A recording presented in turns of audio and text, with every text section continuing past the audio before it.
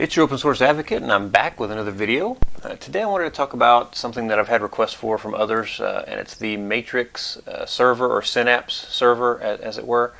And Matrix, if you're not familiar with it, is a federated, online, end-to-end encrypted chat system.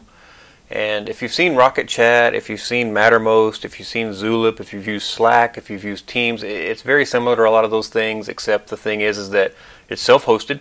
So you can host it yourself, or you can use somebody else's server if you want to.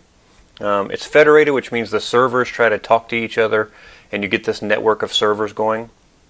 And then you can talk to other people, so you don't all have to be on the same server. But the nice thing about it is it's not all controlled by one conglomerate. So if you go on Slack, Slack owns that. Slack owns those servers. If Slack goes down, you're out of luck. If Slack decides, you're a terrible person, you're out of luck. If Slack goes out of business, you're out of luck. So that's kind of the difference, I guess, is the best way to put it, is that these are federated, so you could have 10,000 people running their own servers, and if one server goes down, you can still get on other servers and still chat with all the same people you always have, unless it's your server that you were a part of that went down, in which case you can spin up your own server. I'm about to show you exactly how to do that. I want to say thank you to all of my subscribers and all of my patrons over at Patreon. Seriously, you guys make this so worth it for me to do these videos every week. I really, truly enjoy it, and I just can't say thank you enough. If you're enjoying these videos, subscribe. Let YouTube know that I'm doing a good job by subscribing to the channel. Plus, you'll get notified when I have new videos coming out. And finally, if you're enjoying what I'm doing, give it a like. Just click on that thumbs up, and that way YouTube knows that you like it, and they'll pass it along to other people that might enjoy my content as well. I really appreciate it. Thank you again. Let's get started. So as always, I love to use Docker. I'm a Docker fan, and then Synapse has a Docker capability. Now you can install this natively if you want to. There's instructions out there on how to do that. There's a lot of little pieces that kind of go into it, but I think there's some scripts that can make it easier. And there's some YouTube videos out there that show you how to do that. But I think Docker's great. It lets me run more than just one thing on my server, which I appreciate. And they've got some good instructions here, but I'll go through what I did and what I took from all this documentation. They've got a lot of information about what you need to do and how it needs to run. So if you want to get out there, I'll have this link in the show notes, and then I'll have a description as well. The link will be in there. But I'm going to go over here to DigitalOcean. So the first thing we need is a server. Now if you have a home server, you can run this in Docker on your home server. If you have a server like at SSD Nodes where you're running a whole bunch of stuff, you can run it that way, and I could run it that way. But I'm just going to do this on a DigitalOcean server. And you see I've got one already set up here. This is my practice server, and this is probably the one I'll keep up and running for a while. So if anybody wants to get out there and try to join that, I've got registration enabled on it. So just get out there and jump on it. Now be aware I may shut this thing down at some point. It just depends, but it's there, and I'll try to leave it up for at least a month. So probably mid-February before I take this down, 2021. But the way to start this thing, if you don't have one already and you want one, find your server, make sure you've got Docker installed. So that's the first thing I'm going to do. And I'm going to kind of go through this from scratch because I haven't done this in a while for you guys. So we'll go through, we'll create our server. We will give it a URL or a domain name that we want it to have. So I own several different domains, so I'll pick one of mine, and I'm going to use opensourceisawesome.com. And we'll just create matrix.opensourceisawesome.com. And we'll set up the DNS entry we need so that it points to the right server when it's time. And then we'll also install a couple of other things besides this. So I'm going to install Docker and Docker CE, or Docker CE and Docker Compose. I'm going to install Nginx Proxy Manager, and then I'm going to install Synapse along with those things. So you'll kind of get to go through that process with me if you watch through the video here. And I'll try to fast forward to the boring part. So first thing I'm going to do is create a new droplet. So on DigitalOcean they're called droplets. On Linode, I don't know what they're called on other places, but server, it's a server. So I'm going to pick the 2004. This is fine. Ubuntu, it's fairly recent. It's their long-term support edition.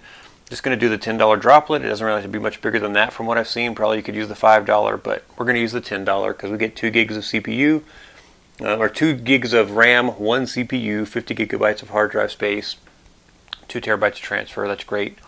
The location, again, always pick a location if you're on DigitalOcean that basically is close to you, physically or geographically. That makes the lag time better. So I'm just going to pick this one. It's fine. And then as we go down, they've got a few other things. You can do a VPC network. I'm not going to do that because it's not just an inside network that I'm trying to do.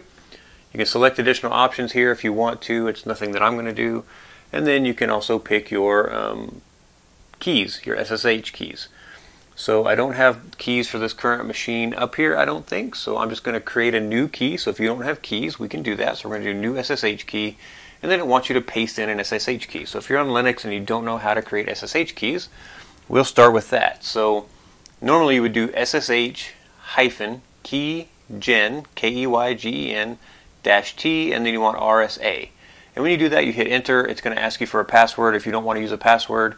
Or it's going to ask you where to save it. Just hit enter to take the default. It's going to ask you for a password. So if you don't want to have a password prompt with the SSH key, just hit enter with entering nothing. And then again, it'll prompt you a second time for the password. Just hit enter again, and it'll create your SSH keys.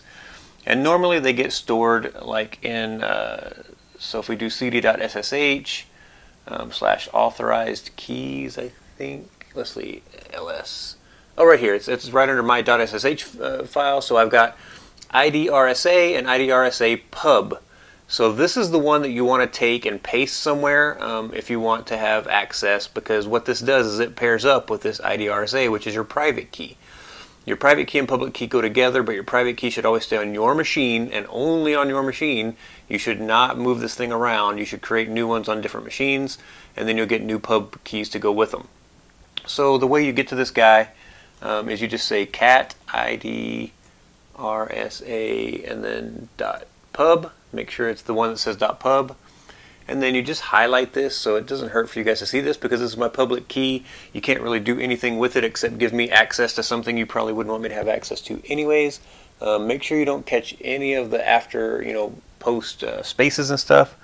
And then I can copy this with Control-Shift-C, or I can right click in the terminal and say copy right here.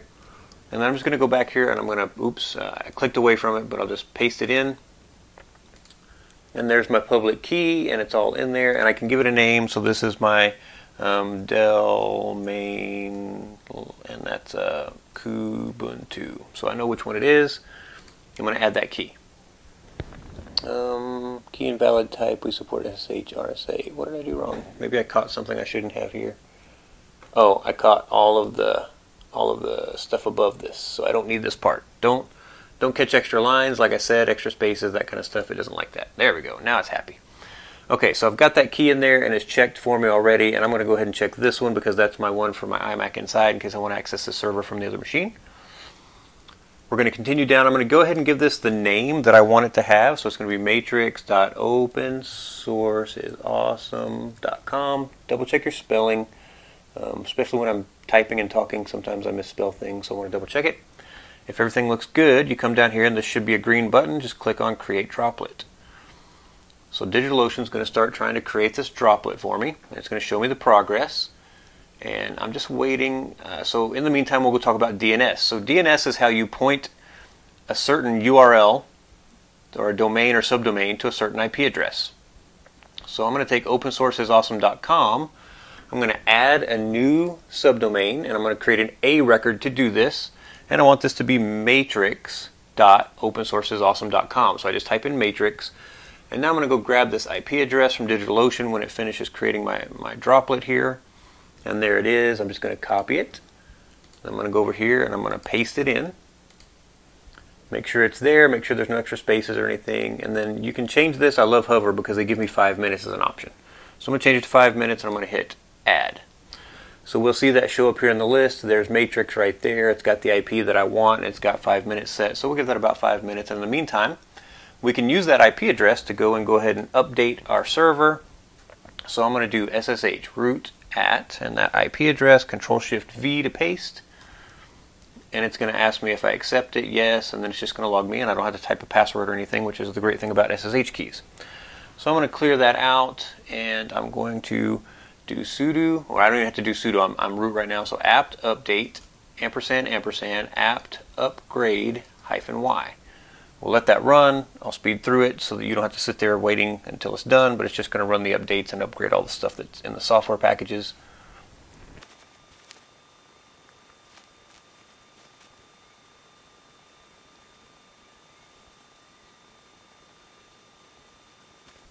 Here we go. That completed. Now remember, I logged into this server using the IP address, so I'm just going to basically reboot this server real quick. And I love DigitalOcean again because these VPSs really reboot fast. It takes about 20 seconds usually. But when I get back into it, I'm going to use SSH, and I'm going to use root at, and I'm going to do matrix.opensourceisawesome.com just to make sure that it logs in through the actual URL and not just through the IP. I want to make sure I got everything pointed correctly with DNS. So if we get logged in like this, we'll know our DNS is working correctly. It hasn't quite been 5 minutes, but it's been pretty close. That update took probably 3 minutes. It wasn't terribly long. So we'll see if this works. Let's give it a shot here. Yep, it's asking if I want to accept those keys again. And there we go. So we're in and we're using the actual host name of the system, so that's great. So I'm going to clear this out, and I'm going to make this text a little bit bigger. I'm sorry, sometimes I forget about that. I use it pretty large already, so hopefully you guys are able to read it, but I'll make it a little bit larger for the next part because that's kind of the important stuff, right? I'm going to open up another terminal here because I'm already logged into that one. But I have these scripts that I've set up, and actually I have them out on GitHub, so we'll go out to GitHub. So if you go to github.com, and I'll put this link in the show notes as well, B. McGonagh, you'll see that I have several repositories here, but if you click on the repositories section, it makes it easier to find all the stuff that I have. And here I've got this one called Docker Installs, and I've only got a couple, but I want to add more at some point. But I have this one here that's 2004.sh. And you can just click into here. You don't actually have to use anything, but just copy this text all the way down. And it's just got a lot of comments in it. That's why it's kind of long. And then, so I'm just going to copy that. I'm going to go back to my terminal. Now you could just pull down the repo and use it as well if you want to, but this is just as easy. So I'm going to do nano docker install 20.04.sh. And I'm just going to paste that stuff into this terminal. And I'm just going to go back and check and make sure that everything pasted in the way I want. Everything there looks good. We're going to save it with Control-O and then exit with Control-X. And now I can run // this actual file. It's going to go through and it's going to tell me, okay, we're going to update the system, and then it says install prerequisite packages, so it's going to run the installer for my Docker CE stuff. So this is just going to install Docker CE and Docker Compose for me, basically.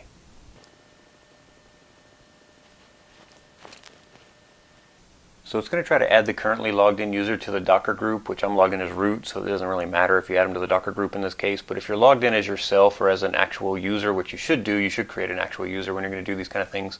So if I was logged in as Brian, it would add Brian to the Docker group, which means I don't have to type sudo docker every single time I try to do anything with Docker.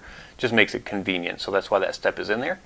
So then it finishes, it installs Docker CE, and at the end it tells you, okay, you should log out and back in or reboot your device, your system. Just because rebooting or logging out and logging back in, I think helps those group policies take over so that you don't have to type the sudo docker that I was just talking about. So we'll reboot it one more time here. It'll take just a second, and then we'll get right back into it. Okay, we're going to log right back in.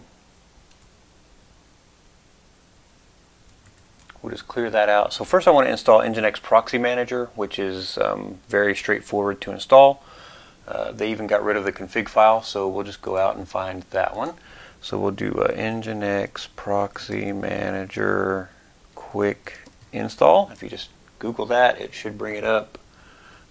Here it is. There's full setup instructions, but if you do get started, you can do quick setup right here, and it'll bring you to a page with basically a nice Docker Compose file that you can just copy. So we'll copy that, and we'll go back to our terminal here, and we're going to basically just say I'm going to create a directory called Nginx, or npm is fine.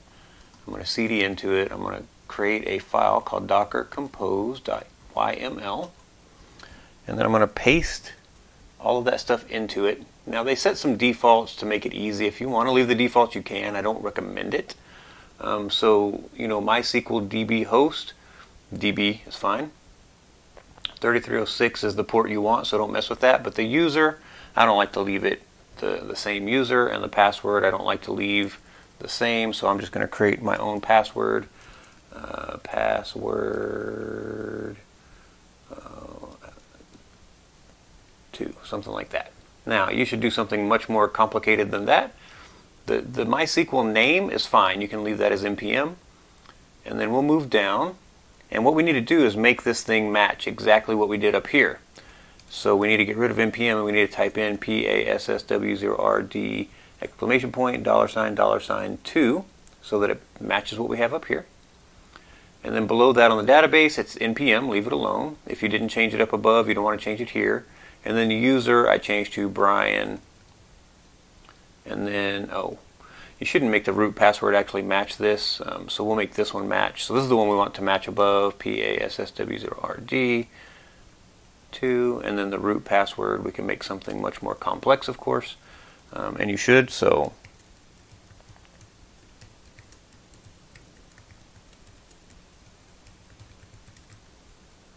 something like that.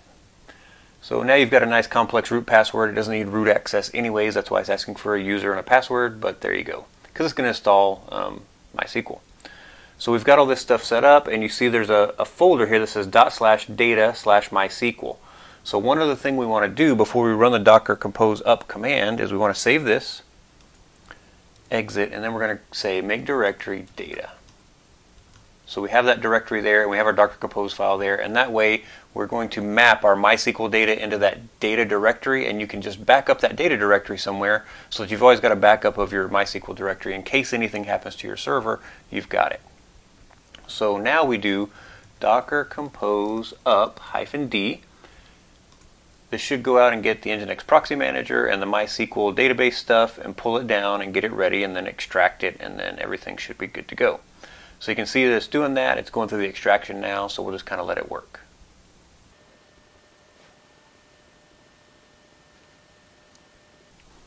When we get these done options right here, that's usually a good sign. So what we can do now is we can go to matrix.opensourceisawesome.com, and you'll get this congratulations if Nginx Proxy Manager is actually up and running, which it is. So it's proxying, but it's saying I don't have anything to go to for that, so I'm just going to show you my default page.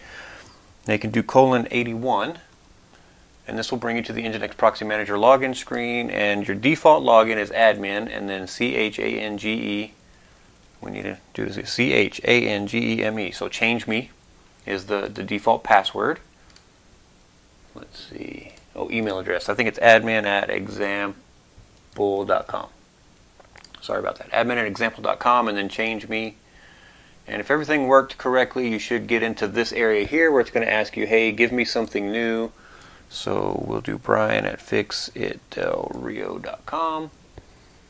And then that's fine, save it, and then it wants you to give it a new password, so put in the current password, which is CHANGEME, and then some new password that's a little longer and a little stronger, hopefully.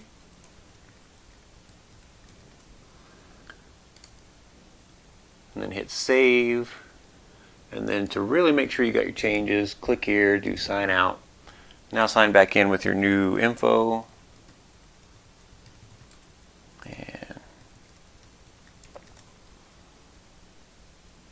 Alright, great. So Nginx Proxy Manager is installed and running, and the reason we did this is so that we can set it up to pass our matrix.osi or our matrix.opensourceisawesome.com URL to our server in the background, and we can also get it a Let's Encrypt SSL certificate so that we've got an SSL encrypted site, which is what we want. So we're getting there. Things are going really well so far.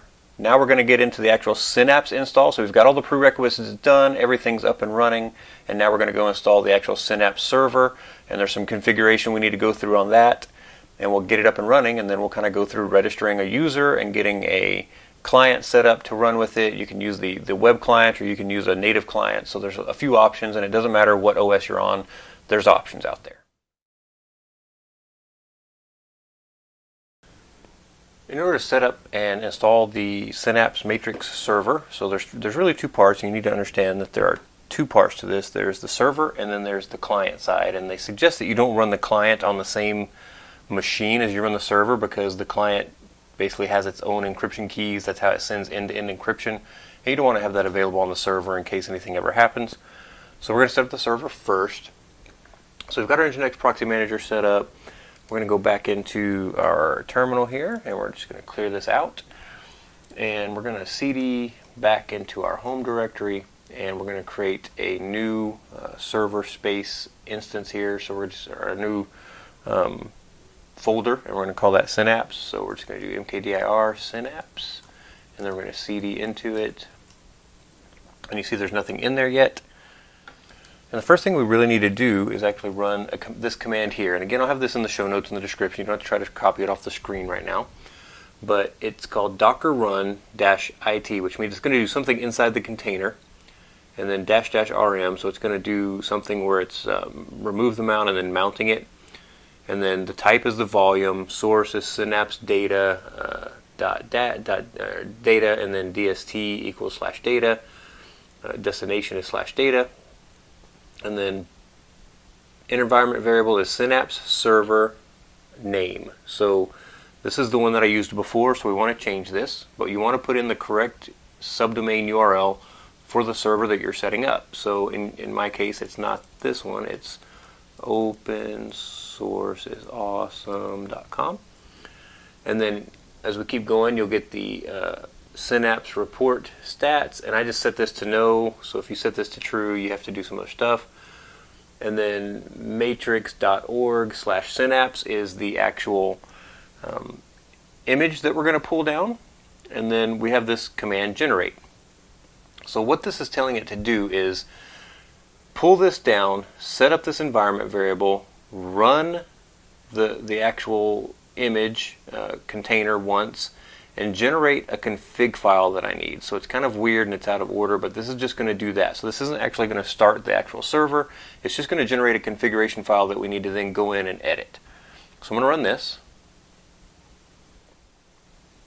So you can see here it tells us it downloaded the newer image for the matrix.org server, Synapse latest, and then it's creating this log file, and it tells us that it created this log.config. And it generated the config file we need at /data/name/homeserver.yaml. Now, this is the path inside of the container. This is not the path that we actually want to use on our host. So this is where we're going to set up a path on our host that points to that path on the container. So on our host, we need to go find this actual file. So we're going to go to cd/var/lib/docker/volumes, and then Synapse should be there, Synapse-data, yes, and then _data. So this is a pretty long path, so it's /var/lib/docker/volumes/synapse-data, and then /_data. And then if we ls, you'll see that there's this file called homeserver.yaml. This is the file that it generated, and then you can see there's a couple of log files here that it also generated and a signing key that it generated. So we want to get into this homeserver.yaml file and make some changes to the configuration of it, and there's a lot in this file. So let's just do nano homeserver.yaml, and when you look at this, it tells you that it read 2,635 lines. So a lot of that is comments, but you really need to go through this and you need to understand all of these configurations and kind of figure out whether you need them or not for your server.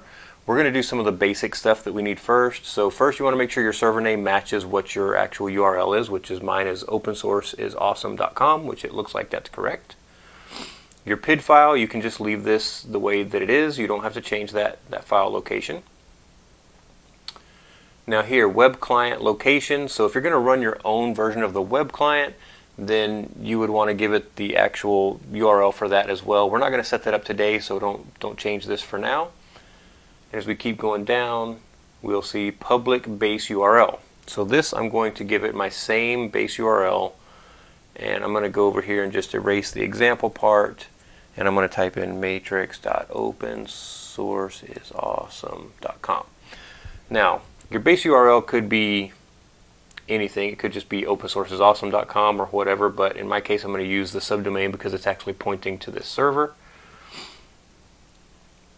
So there's a sort file limit, so it gives you a pretty good description of what everything is up here and what it means. So the defaults in a lot of cases are fine, and it's already commented out, which means it's going to use the default anyways, so unless you're going to change the default, you don't need to uncomment it in most cases.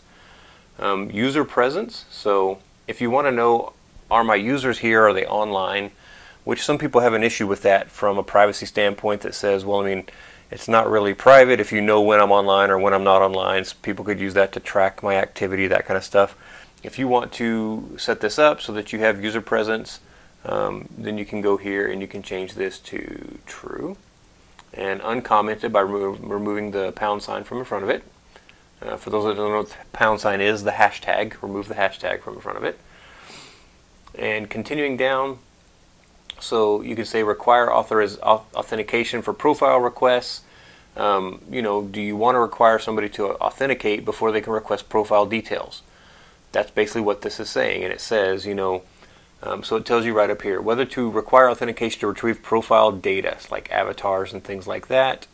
So this defaults to false, which means anybody can request it, and then it says that means available via the Federation API. So this setting is of limited value if Federation is enabled on the server. So even if you say false here and then you turn on Federation, it's still going to be available through Federation. That's what they're telling you. So let's move down. You can have just so many different things here. So you have the limit profile request to users who share rooms. So again, you could say somebody who's sharing a room with you can see your profile request and it's limited to those people. Allow public rooms without authentication. You know, just on and on and on. There's so many different things that you can check here, and a lot of these things you should read through and decide for your Synapse instance whether you want this on or not. It says allow public rooms over Federation, so maybe you want this one to be true. So let's do that. And then default room version, we'll just say that's fine. 6 is fine. I'm not worried about it. It tells you what the room versions are if you go look it up online. So here they have GC threshold parameters, which I don't really know what this is, but there you go. Filter timeline limit, so 5,000 basically. If you want to filter that down, you can set that. So do you want to block non-admin invites to this server? So if you don't want your regular users to be able to send out invites to this server, you only want admins to do that, then you would remove this hashtag. And then room searching, so again, enable search. You know, if disabled, new messages will not be indexed for searching and users will receive errors when searching for messages. So I would set this to enable and I would change this to true. Here we go, registration. All right. Oh, so back up to the top. Oh, right here, enable registration. So once you get to this registration section, you can uncomment this one, and we're going to set this to true, because if we don't and your email stuff doesn't work, you can't register yourself even as a user on your server initially. So this is why we're doing this. So then account validity, so the account validity feature is disabled by default. Uncomment the following line to enable it, and then so it says the period after which an account is valid after its registration. So you can set that to a time for 6 weeks. Let's just say somebody's valid for 6 weeks. The reason you do this is that if somebody creates an account and they never log in for 6 weeks, it gets rid of the account. It makes them re-register basically. So people can't just go create accounts and never do anything with them and save basically usernames or things like that. So continuing down, there is some email stuff. Now I'm not going to set it up and I'll tell you why. So I'm going to go to Control W again, SMTP. If you do this and you search for SMTP, the first time you jump down, it's going to say be aware that if email is not set and SMTP options have not been configured. It's talking about something else right here. It's not talking about actual email stuff yet. So you're going to just do Control W one more time, and then it'll jump you down to the actual SMTP part. So right here, if you want to set up SMTP, you need to know these things for your server host. But you would basically uncomment this, and then you would set it up. So like I know mine is box.fixitdelrio.com. I know that I need to be on port 587 because I do have Start TLS, but the secret is, so the username and password, you need to put those in, and you need to uncomment them if you want it to work. And then the Start TLS part is required. So if you have Start TLS, you have to make sure that this is uncommented and it says true. But you need to read this right here. So it says uncomment the following to require TLS transport security for SMTP.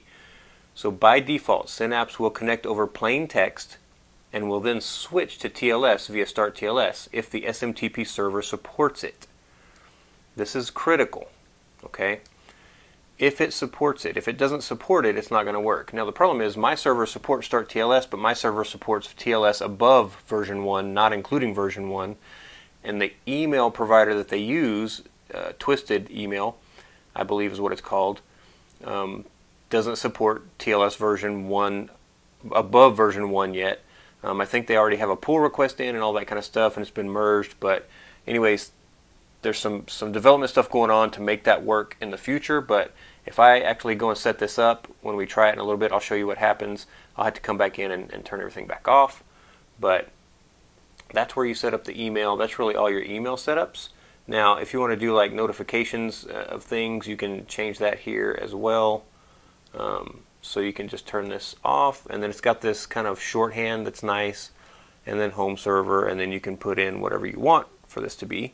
So you could say no reply at whatever.com.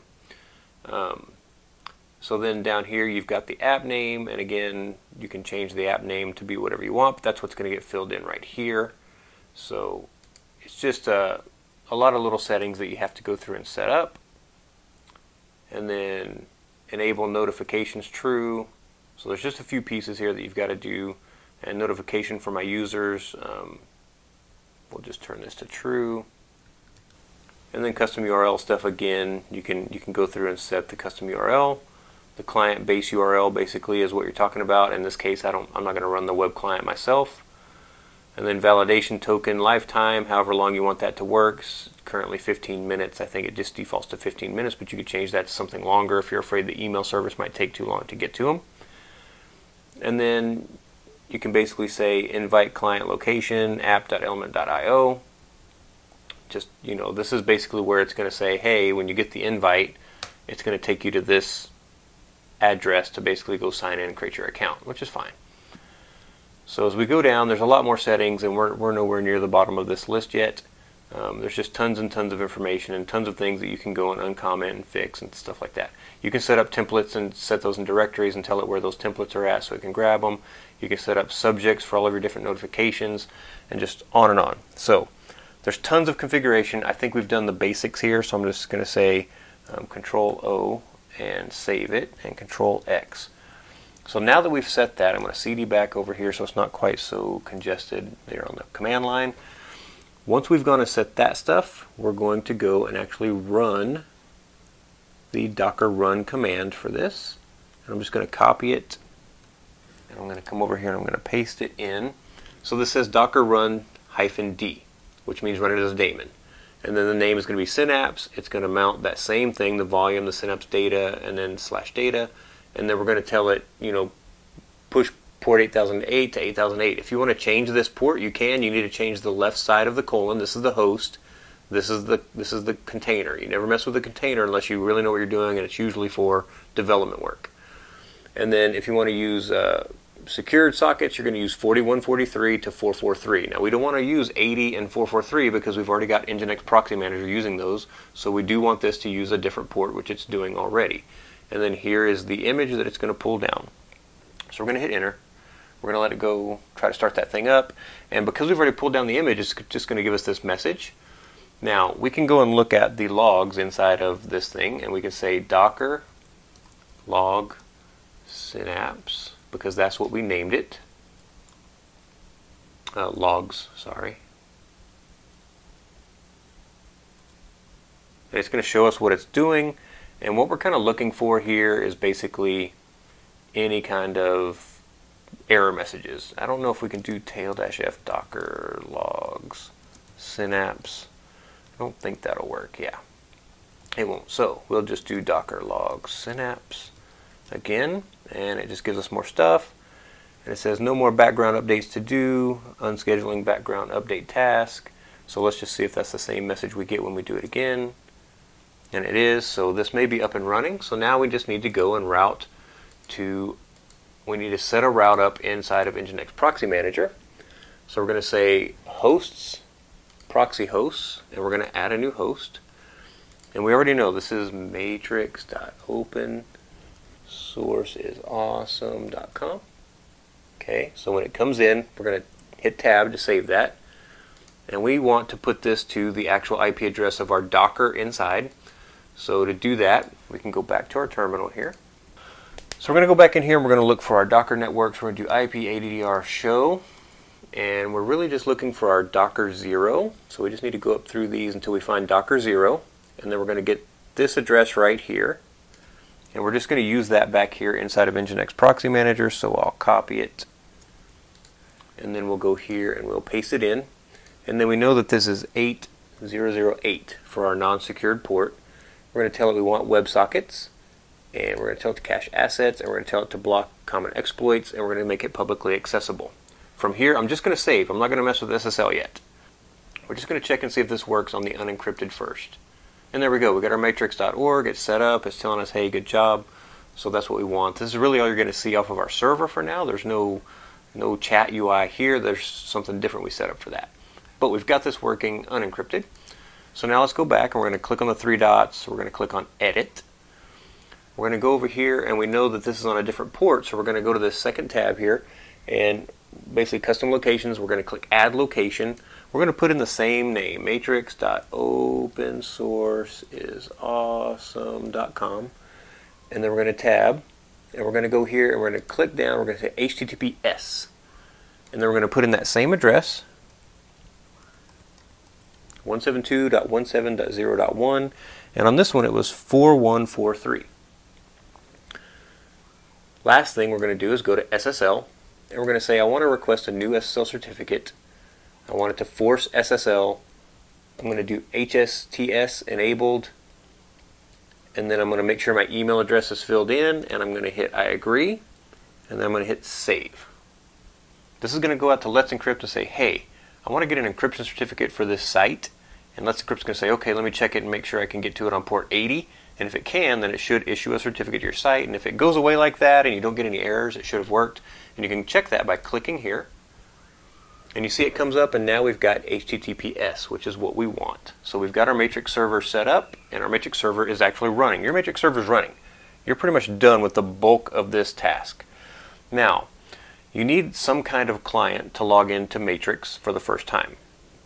For Linux, I went out and found a couple of different ones, and the one that I like, or the one that I prefer, is called... So the one that I like for Linux is called Fractal.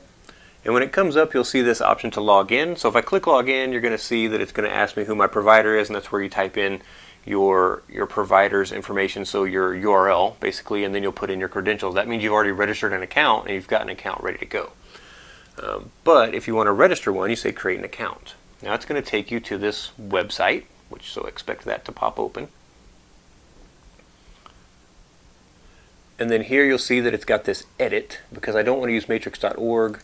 I want to use my own, and I'm going to click on Home Server, and then I'm going to click in that space, and I'm going to put in just matrix.opensourceisawesome.com, and I'm just going to highlight and copy that in case I have to type it again, and then I'm going to click on Continue.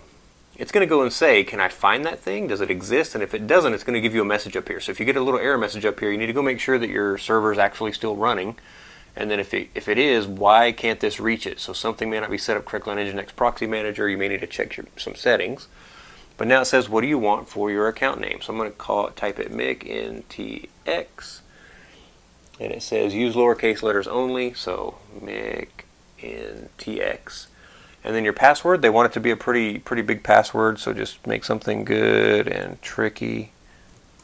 And then you got to repeat it. And it'll tell you if you didn't do that correctly, and then email if you want your email. And then we're going to hit register. Now, this is where it may fail because I set up the email stuff and it may try to email me my registration. It's going to be like, yeah. It may just not do anything. You may check your email and you're like, oh, I never got it. So let's see. It's going to try. So yeah, so it first said, hey, we're going to send something to Brian at Fix It Del Rio, but then it came back to this. And this is not what you want. This should be like, hey, you need to confirm that you want to create this account. So this is not good. And this is why you want to kind of do this before you open it up to your friends. So I'm going to say don't save. I'm just going to close this because I need to go back and I need to fix some things on my server. Let's try this again. So you go back into Fractal, and again you hit create account, and it'll open up this web page. And it's the same process we just did a while ago. So I'm just going to click on edit over here because I want to use my own, and I'm going to paste it in. It's going to check and make sure it's running, which is a good thing. Macon, Texas, and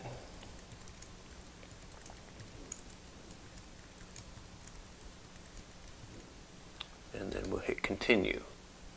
Now that time it didn't have an email space for me, and it goes and it says, hey, welcome Macon, Texas, and I'm on my chat system, and I can tell it if I want to save it or not, and everything is kind of up and running. It says, hey, do you want to help us improve this? Sure, why not?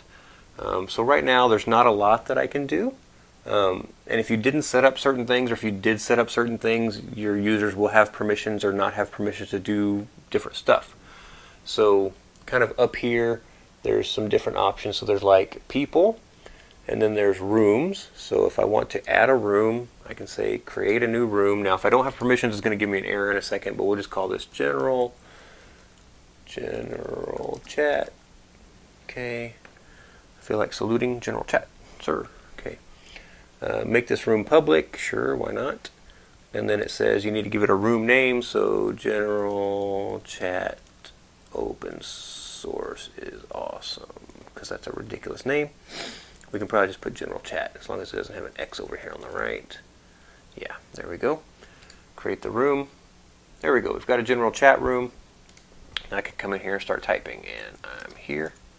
And there you go. So now you've got a chat room set up and it's ready to go. You're really into the system and running, but I'm not an administrator on my own server yet.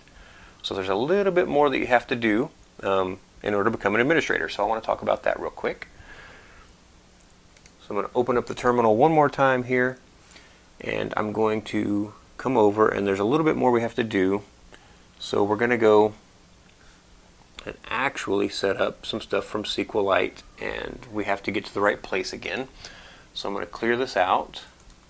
So whenever you create that user the first time, your first user, you can go in here and do it this way. This is kind of a long way. It's kind of weird that you have to do this, but it's again part of that thing with the email and not being able to set up a an admin user, that kind of stuff. So we're going to go in, and I'm going to say cd/var lib docker volumes, and you have to spell docker. I don't know why I always get two E's. That's really weird. I must be odd about typing my E's. And we'll keep going, synapse, and then underscore data. We're going to do ls, and now you'll see that there's one called home server DB.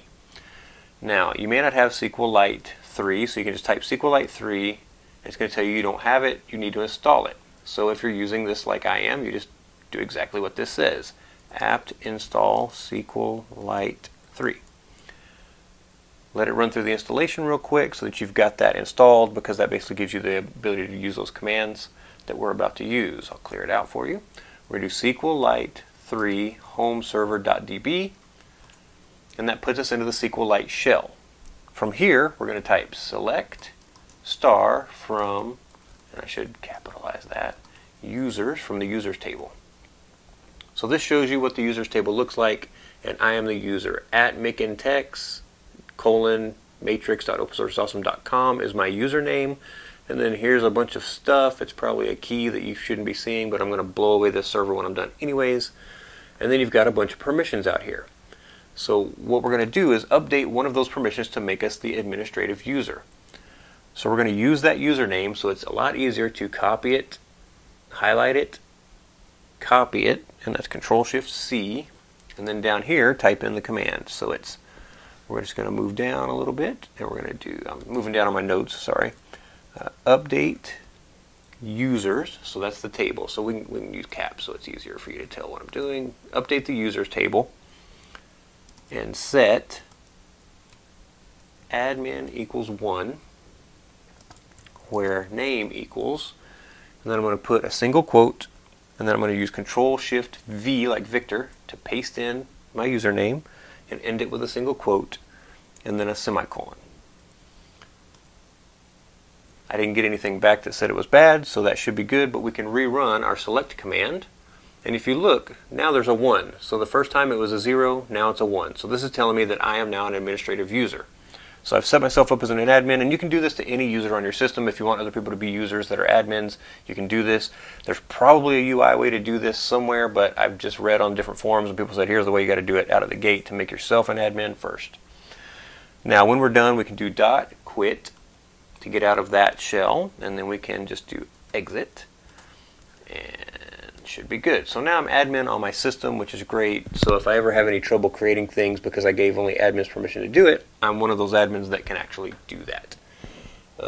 As for this itself, again, there's a lot of really good built-in UIs. So now I'm going to say I want to actually log in, and I'm going to say matrix.opensourceisawesome.com, and my user and my password, and I'm logged into an actual native client instead of through the web browser. Now Fractal's a little different from the browser. You may have a few more options here in the Element IO stuff on the browser, and that's fine. Feel free to use that. But if you're just looking for something that's built in, this one looks like a nice clean client, but there had to be a dozen of them in the Software Center for my Kubuntu installation here. If you're on Windows, there's probably a dozen of them. If you're on Mac, there's probably a dozen of them. And if you've got iOS and Android devices, there's definitely multiple options for you to log into your Matrix instance with those things. I did try the Element application on iOS on my phone, and with me having low vision, I like things that either adapt to the text that I set for the phone itself through the Apple APIs, or that give me control over the text size within the app somewhere in the settings. And I didn't find that anywhere in the Element app on iOS, which is kind of sad because it's got really small text. But I'll check out some other apps as they become available. It looks like there's several that are in development. There's probably some that are in beta right now that I might look at, but I'll probably wait till they come out and try it out. But this is pretty nice. I've had several people ask me about setting this up to make it easier to contact me. Right now it's, Telegram is kind of how people have done it. I've got the other one that's set up, so I'm just going to go back over to it here real quick. And we'll go back and I'll show you that one because it's Fractal. I'll log back in, so I'm going to say log in, and this is going to be matrix.osia, which is open source is awesome.me, and that's a lot shorter for one thing. MIGNTX, and then I've got a different password for this one. I think I mistyped it. I did. Let me do it again. There we go. So I'm in here, and you can see there is just a general kind of chat room, and you can see I've already said test message, so new test message. And this currently has open registration, so if you guys want to come over and register on it, you can. It's matrix.osia.me.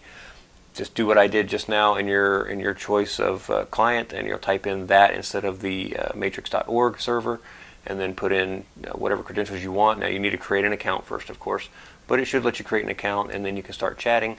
And I will try to find an app for my phone so that I see it when you chat, and I'll hopefully get push notifications, things like that. But that's it. Really, setting up the server was kind of the first part of the video. I just wanted to show you some of the other things that you might need to do or want to do once you've got the server actually set up and running. I hope this helps you. I hope you enjoyed this. If you did, like, subscribe, tell your friends about it so they can come along on the journey with us, and I'll talk to you next time.